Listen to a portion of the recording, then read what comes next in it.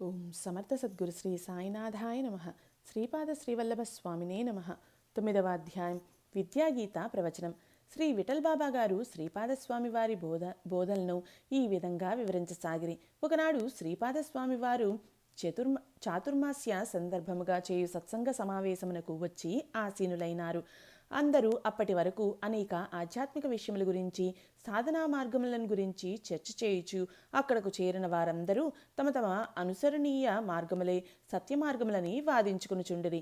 శ్రీస్వామి వారు వచ్చిన వెంటనే అందరూ జయ జయధ్వానములు చేసి చేతులు జోడించి నమస్కారములు చేసినారు. శ్రీస్వామి వారు అక్కడ చేరిన వారందరి వంక పరికించి చూచుచూ, యోగులారా, మహాత్ములారా, ఏదో గణనీయమైన చర్చలో నిమగ్నమై ఉన్నట్లున్నారు. నా రాక దానికి అంతరాయం కలిగించిందా అని ప్రశ్నించారు. అప్పుడు వృద్ధుడైన అభేదానంద సరస్వతి స్వామి వారు నమస్కరించి, స్వామి, తమరి రాక మాకు శ్రేయోదాయకమే. మేము మా యొక్క సాధనా మార్గముల గురించి చర్చించుచు ఏ మార్గము సులభమో, ఏ పద్ధతి జ్ఞానప్రాప్తి త్వరితముగా లభించునో ఆ విషయములనే చింతించుచుంటుమని పలికి, ఉత్తమ జ్ఞానప్రాప్తికి తమరు ఇంకనూ సులువైన మార్గమును మాకు బోధించి మమ్ము ధన్యులు చేయండని ప్రార్థనాపూర్వకంగా పలికెను. శ్రీపాదుల వారు ఇట్లనిరి: ఆర్యులారా, చర్చలు, వాదములు, ప్రతివాదములు చర్చించువారి స్థాయిని బట్టి ఉంటాయి. చెప్పేవానికి వినేవానికి ఒక సామరస్యం ఉండాలి. వినేవాడు అది తనకు తెలిసిన విషయమే అయినా అందులో ఏదో నూతనత్వం దొరకకుండా పోవునా అన్న శ్రద్ధతో వినవలను. చెప్పేవాడు తాను అనుభవించింది, కూలంకషగా తెలుసుకున్నది, శాస్త్ర సమ్మతమైన దానినే చెప్పవలను. ఇద్దరిలోనూ అహంకారము పొడసూపరాదు. చర్చలలో విజ్ఞాన వివరణ మాత్రమే ఉండాలి కానీ విజయకాంక్ష ఉండరాదు. విజయకాంక్ష మహాజ్ఞానిని కూడా అజ్ఞానం వైపు మళ్లిస్తుంది. సత్సంగం వలన వ్యక్తులు ముముక్షత్వమును పొందిన సన్నివేశములు ఎన్నియో గలవు. సాధకులారా, పరమ పవిత్రమైన ఈ క్షేత్రంలో చాతుర్మాస్య పర్వదినములలో యజ్ఞ భట్టారకుని ముందర కూర్చుని ఇట్లు చర్చించరాదు అని మందలింపుగా నుడివిరి. సభికులందరూ మౌనం వహించిరి. శ్రీస్వామివారు సాలోచనగా అంతర్వైపు చూచుచూ, మీరే కాదు, గతంలో మహామహులైన మునిపుంగవులు తమలో తాము ఈ విధంగానే వాదులాడుకొనిరి. వారికి తత్వజ్ఞానం పూర్తిగా అలవడుటకు పరమేశ్వరుడును విద్యాస్వరూపిణి అయిన జగన్మాతతో చెప్పించిన విద్యాగీతను నేటి నుండి వివరించెదను. శ్రద్ధాళువులై వినండి అని శ్రీపాదులు వారికి బోధించారు అని శ్రీ బాబాగారు నా వైపు చూచి, అమ్మ, ఈ విద్యాగీత రహస్యాతి రహస్యము, త్రిపుర సుందరీదేవి ప్రబోధము. మీరందరూ కూడా సావధానంగా వినండి అని తెలిపి శ్రీస్వామి వారి ప్రబోధాన్ని ఇట్లా వివరింపసాగారు. శ్రీపాద శ్రీవల్లభులు చిరునవ్వులు నవ్వుచూ ఒకానొక సమయమందు శ్రీ దత్తాత్రేయ స్వామివారు పరశురామునికి అత్యంత నిగూఢ సత్యమును తెలుపుటకై ఒక సన్నివేశమును ప్రకటించినారు. దానిని ఇప్పుడు మీకు తెలిపెదను, వినుడు అంచు ఇట్లు ప్రారంభించిరి. బ్రహ్మలోకమునందు అప్పుడప్పుడు జ్ఞాన తత్వ విచారము జరుపుటకు సభ నిర్వహించి మహాత్ములందరూ లోక కళ్యాణమునకై అనేక సులభ సాధనా మార్గములను ప్రతిపాదన చేయుచుందురు. ఎవరో మానవులు మహాత్ములై తమ తమ సాధనా గరిమతో బ్రహ్మలోకము నాకు చేరుకొని బ్రహ్మదేవుని సన్నిధిలో స్థిరముగా ఉండెదరు. ఒకసారి బ్రహ్మలోకమున జరుగు సభకు మహర్షులు ఆహ్వానింపబడినారు. ఆ సభా ప్రాంగణమునందు సనక సనందనాదులు, వశిష్ఠ, పులస్త్య, పులహ, క్రతు, భృగు, అత్రి, అంగీరస, ప్రచేతన, నారద, చ్యవస, వామదేవ, విశ్వామిత్ర, గౌతమ, శుక్రాచార్య, పరాశర, వ్యాస, ఖండ్వ, కశ్యప, దక్ష, సుమంత, శంఖ, లిఖిత మొదలగు మహర్షులు, రాజర్షులు, దేవర్షులు మరికొందరు తత్వజ్ఞులను చేరి ఆసీనులయ్యుండిరి. సభాధ్యక్ష స్థానమందు బ్రహ్మదేవుడు ఉండెను. సరస్వతీదేవి తన వీణానాదముతో లీనమై ఉండెను. మహాపురుషులు, ఉత్తమ జ్ఞాన సిద్ధులైన వారల సమక్షమందు ప్రజాహితము కొరకు, లోక కళ్యాణం కొరకు జ్ఞానసాధన విషయము ప్రతిపాదింపబడెను. దానిపైన తత్వవిచారణము ప్రారంభమయ్యెను. గొప్ప జ్ఞానులు, తపస్సులు, యోగులకు మాత్రమే ఈ సభలో పాల్గొనుటకు ప్రవేశం లభించును. అంతకు ముందే బ్రహ్మలోక ప్రాప్తిని పొందినవారు అచ్చటనే ఉంటూ నిత్యము పరతత్వ విచారము చేయుచుందురు. ఆ విధముగా హితమునకై వారందరూ చర్చించి ఉత్తమ మార్గమును నిర్ణయించి సర్వులకు హితము కూర్చవలసి ఉన్నది. అందులకై మహర్షుల యొక్కయు బ్రహ్మదేవుని యొక్క సలహాలను పొంది సత్యాన్వేషణ సాగించవలసి ఉంది. తద్వారా వారు పరమాత్మానందానుభూతిని పొంది అనుభవపూర్వక వాక్యములను జిజ్ఞాసువులకు కొన్ని ఉపాయములను తెలపవలసి ఉన్నది. మహాత్ములైన వారు పరస్పరం జ్ఞాన చర్చలు చేయునప్పుడు వారి ముఖతః బహిర్గతమగు జ్ఞాన విలాసము అనేక రూపములుగా వెలువడుతుంది. అన్ని సాధనా మార్గములను గమ్యానికే చేర్చును. మార్గాలు వేరైనా గమ్యం ఒక్కటే కావున వారికి అనుకూలమైన మార్గాన్ని ఎంచుకొని సాధన సాగించెదరు. ఇదే మహాత్ముల ద్వారా జరుగు లోక కళ్యాణము. ఈ సభలో ముఖ్యముగా మానవులు జ్ఞానమును పొందుటకై గల మార్గములు, జ్ఞానప్రాప్తికి సాధనములు, సాధన చేత పొందవలసిన జ్ఞానస్వరూపము, అటువంటి జ్ఞానం సిద్ధింపచేసుకున్న వారిలో ఎవరు ఉత్తములు, వారు అనుసరించి పద్ధతి ఎట్లుండునని విచారణ ప్రారంభం అయ్యెను. కానీ మహాదేవి యొక్క మాయ వలన వారి చర్చలో వాద ప్రతివాదములు చోటు చేసుకున్నవి. వాదించు వారిలో అహము పెరిగి పట్టుదల హెచ్చి ఎవరికి వారు తామే ఉత్తమ జ్ఞానులమని భావము పొడగట్టినది. మహాత్ములైన వారును బ్రహ్మదేవుడును మౌనం వహించిరి.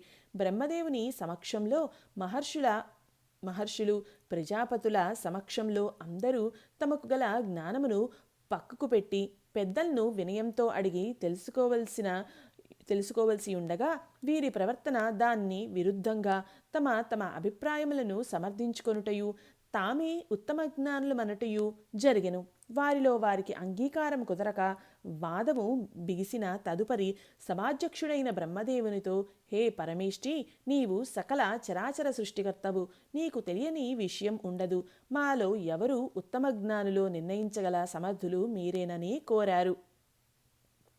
అప్పుడు బ్రహ్మ అన్నీ తెలుసుగావుననే ఇలా అన్నారు. సభాసదులారా, మీ వాద ప్రతివాదములన్నీ విన్నాను. ఏది సత్యమో ఏది సత్యదూరమో నిర్ణయించుట కష్టతరముగా ఉన్నది. మీ భావములు సమంజసముగానే ఉన్నవి. ఇప్పుడు మనందరము సదాశివుని సన్నిధికి చేరి వారిని ప్రార్థించి సరైన సమాధానమును పొందుదుము అని సలహా చెప్పి వారందరినీ వెంట తోడ్కొని పరమేశ్వరుని కడకు పోయినారు. పరమేశ్వరుడు సర్వజ్ఞుడైనను అందరినీ చూచి, మహాత్ములారా, బ్రహ్మదేవ, ఏమీ ఈ సమయంలో మీరందరూ ప్రజాహితం గురించి చర్చించుట మాని ఇచ్చటకు చేరినారు అని ప్రశ్నించెను. వచ్చిన వారందరూ చేతులు జోడించి పరమశివునికి, జగన్మాతకు, గణేశునికి, సుబ్రహ్మణ్యేశ్వర స్వామికి అందరకు వందనములు చేసిరి. సర్వేశ్వర, సర్వజ్ఞుడైన నీకు తెలియంది ఏముంది? మాకు సత్య నిర్ణయమునందు అంగీకారము కుదరక తమ వద్దకు వచ్చియున్నాము. తమ నిర్ణయం కొరకు వచ్చియున్నామని విన్నవించెను. సదాశివునికి సర్వము విదితమే. వివాదము చేయువారందరి అందును అహంభావము పూర్ణముగా ఏర్పడియున్నది. ఇప్పుడు ఎవరు ఏమి చెప్పినా వీరికి అంగీకారము కుదరదు. నేను ఏమి చెప్పినా అది నా అభిప్రాయమని భావించెదరే గాని సత్యమని తెలియలేరు. కావున వీరికి విద్యారూపిణి అయిన పరాశక్తి ద్వారా సత్యమును తెలియచేయవలసి ఉన్నదని భావించి వారితో, ఆర్యులారా, మీ అభిప్రాయములన్నీ సత్య విషయములే. ఇందు ఏది ఉత్తమ జ్ఞానమో చెప్పుట కష్టసాధ్యము. దీనికి ఒక ఉపాయం గలదు. విద్యాస్వరూపిణి అయిన పరాశక్తిని ధ్యానించి ఆమె ద్వారా నిగూఢ సత్యమును తెలుసుకుందుము అని బోధించి అందరూ కలిసి సమ్మతితో మనసారా ధ్యానించారు. వారు అట్లు ధ్యానించగా మహాదేవి యొక్క సంకల్పంతో మేఘగర్జన ధ్వనులు ఆకాశమున దద్దరిల్లెను. విద్యుల్లతలు కన్నులకు మిరిమిట్లు గొలిపెను. శంఖానాదముతో కలిసి దశనాదములు ఒక్కసారిగా వినవచ్చెను. మొదట ఆ మేఘగర్జనము ఎందుకో వారికి అర్థం కాలేదు. దిగ్భ్రాంతులై మహేశ్వరి యొక్క దర్శనం కొరకు ఎదురుచూచిరి. కానీ ఆమె నాదమయిగానే దర్శనం ఇచ్చింది. కానీ పూర్ణరూపము చూపలేదు. అప్పటి వారి సందేహములకు శబ్దమయిగా మారి శ్రోత్రేంద్రియము ద్వారా వారి అంతఃకరణంలోనికి ప్రవేశించుటయే కర్తవ్యము. ఆమె శబ్దము ద్వారా ఇట్లు పలికింది: ఋషులారా, ఇప్పుడు నన్నెందుకు తలంచినారు అని ప్రశ్నించినది. అప్పుడు త్రిమూర్తులు అక్కడ చేరియున్న ముని ఋషి గణములతో మహాదేవికి మీ సమస్యను తెల్పమన్నట్లుగా చేతితో సైగలు చేసిరి. ఆ మునులు ఋషులు అందరూ దేవిని ఊహించి నమస్కరించి ఇట్లు వినతించినారు: దేవి శబ్దబ్రహ్మమయి, చిదానందమయి, సత్యమయి, చిన్మయి, వేదానందమయి, మహాగుణమయి, పరమసుఖమయి, శ్రీమయి అంటూ ప్రార్థించి ఇట్లు విన్నవించారు: అమ్మ, శ్రీ విద్యాస్వరూపిణివైన నీవు తప్ప మాకు ఈ సత్య విషయము ఎవ్వరూ బోధించలేరు. దయతో మా మనవి ఆలకించు తల్లి.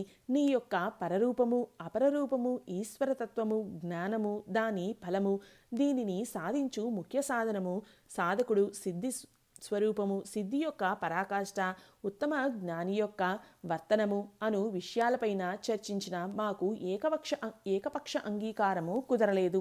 ఇందు సత్య నిర్ణయము చేసి మమ్ము ధన్యుల చేయ ప్రార్థన అని తెల్పగా మహాదేవి ఇట్లు పలికెను: సర్వమానవుల సంశయములను దూరం చేయగల మీకు సంశయం కలుగుట అత్యంత ఆశ్చర్యకరము. మీ అందరి ప్రశ్నలకు సమాధానం చెప్పెదను. పాలసముద్రం నుండి అమృతమును పొంది దేవతలు అమరులైనట్లు సకల శాస్త్రములనడి సముద్రము నుండి లభించు ఈ అమృతమును మీ కొరకు ఇచ్చుచున్నాను. విశ్వాసముతో ఆస్వాదించండి, శ్రద్ధగా ఆలకించండి. 1. పరరూపము. దేనియందు ఈ జగత్తు సృష్టింపబడి పోషింపబడి లయం అగుచున్నదో, ఏది అజ్ఞానులకు జగత్తుగా వృద్ధి క్షయములు కలిగినదిగా కంటికి కనిపించుచున్నదో అది ఏ పరరూపము అనగా ఇంద్రియ గోచరం అయ్యేదంతయు నా పరరూపమే. ఇది యోగులకు అంతఃకరణమందు నిస్తరంగా గంభీర చైతన్య మహాసముద్రమ నిశ్చలముగా గోచరించుచున్నది. వారు నా పరరూపమును ఆ విధంగానే దర్శించెదరు. కొందరు దానిని తమ స్వరూపంగా తెలుసుకొందురు. అయినను వారి వారి స్వభావాలను బట్టి, ఇష్టతలను బట్టి భక్తి భావ ప్రేరేపితులై భేదము కల్పించుకొని నన్ను స్త్రీమూర్తిగా ఆరాధించుచుందురు. అంతఃకరణ, ఇంద్రియాలు, కాయము ఈ మూడింటిని ముడివేయు సూత్రమే ప్రాణము. ఆ ప్రాణముగా భాషించినది నా పరరూపమే. ప్రాణము దేహము వేరైనప్పుడు లోకము భాషించదు. అందువల్ల శాస్త్రములు నా పరరూపమును ఇట్లు నిరూపించుచున్నవి. 2. అపరరూపము. ఇక నా అపరరూపము వినుడు. అనేక బ్రహ్మాండములకు వెలుపల ఊర్ధ్వముగా సుధాసముద్రమునందుగల మణిద్వీపములో కదంబవన మధ్యమున చింతామణి రత్న నిర్మిత ఆరామంలో పంచబ్రహ్మమైన మంచము అనగా బ్రహ్మ, విష్ణు, ఈశ్వర, రుద్రులు 4 కోళ్లుగాను సదాశివుడే మంచం యొక్క పలుకగా ఏర్పడినది. దానిపైన కామేశ్వరి, కామేశ్వరుల రూపమును అనాది మిథునముగా ప్రకాశించుచుండునదే నా అపరరూపము. జాగ్రత్, స్వప్న, సుషుప్తియను 3 పురములందు సకల జీవులలో ప్రకాశించుచుండునట్టి దానిని కూడా అపరరూపంగా చెప్పెదరు. కావున దీనినే త్రిపుర సుందర రూపమని కూడా చెప్పెదరు. మరియును సదాశివుడు, ఈశానుడు, బ్రహ్మ, విష్ణు, మహేశ్వరులు, గణేశాది దేవతలు, దిక్పాలకులు, సకల దేవగణములైన వారందరూ మానవ దేహమందు మాతో కూడా ఉన్నారు. వారంతా బాహ్యముగా నా యొక్క అపరరూపాలుగా ఆరాధింపబడుతున్నారు. ఏ రూపమును ఆరాధించినను ఆయా రూపములతో ఆ పూజను నేనే స్వీకరించి వారికి తగిన ఫలమును ఒసగుచున్నాను. ఇది తెలియలేని వారు అజ్ఞానముతో ఆయా దేవతలు ఒసగు ఫలముగా భావిస్తారు. ఈ విషయము ఎరిగి నన్ను ఆరాధించువారు జ్ఞానులు. ఆరాధన యొక్క ఫలమే అజ్ఞానముగా తెలియవలెను అని మునులకు విద్యాదేవి వినిపించెను. శ్రీపాదస్వామి వారు ఈ విషయం వరకు తెలిపి శాంతి మంత్రములు పలికి ఆనాటి సభ చాలించిరి. సాయంకాల అనుష్ఠానములకై అందరూ నిష్క్రమించిరి. శ్రీ అభేదానంద సరస్వతి స్వామి, బ్రహ్మచారి నిర్మలానందమయి శ్రీపాదస్వామి వారిని అనుసరించిరి. మరుసటి దినమున త్రిపుర రహస్య వివరణములకై వినుటకై సాధకులు, యోగులు, బ్రహ్మచారులు, సాధువులు, కొందరు గృహస్థ యాత్రికులను వచ్చి ముందుగానే సమావేశం అయి ఉన్నారు. కానీ అందరూ ఏ విధమైన సంభాషణములు చేయక ఎంతో ఆసక్తితో శ్రీపాదస్వామి వారు చెప్పబోవు రహస్యములను వినుటకై వేచియున్నారు. శ్రీపాదుల వారు వచ్చుటతోడనే వారి మెడ అందొక పూలమాలను వైచి బ్రహ్మచారి నిర్మలానంద జయజయధ్వానములు చేసెను. శ్రీపాదుల వారు శ్రోతలను ఉద్దేశించి, ఆర్యులారా, నిన్న మనము చెప్పుకొన్నటువంటి మహాదేవి యొక్క పర అపర రూపములే కాక ఇంకనూ ఆమె యొక్క ఐశ్వర్యము అంటే ఈశ్వరత్వము గురించి కూడా ఆ త్రిపుర సుందరి మాత ఇట్లు చెప్పుచున్నది. ఋషులారా, కేవల చైతన్య రూపిణిగా ఏక రూపమున ఉన్న నేను ఇతర ద్రవ్యమేమియూ లేకయే జగత్తు యొక్క రూపమున భాషించుచున్నాను. ఇట్లు అనేకముగా భాషించుచున్నను రెండవ వస్తువు లేదను విషయమును జ్ఞానులు తెలియచున్నారు. నాకు దుర్ఘటనం అన్నదే లేదు, అంతయు సుసంఘటితమే. ఇది నా ఐశ్వర్యము అంటే ఈశ్వరత్వము. నేనే సర్వమునకు ఆధారమును, అంతటను వ్యాపించి దేనితోనూ సంబంధం లేక కేవలముగా ఉన్నాను. నా మాయ చేతనే నా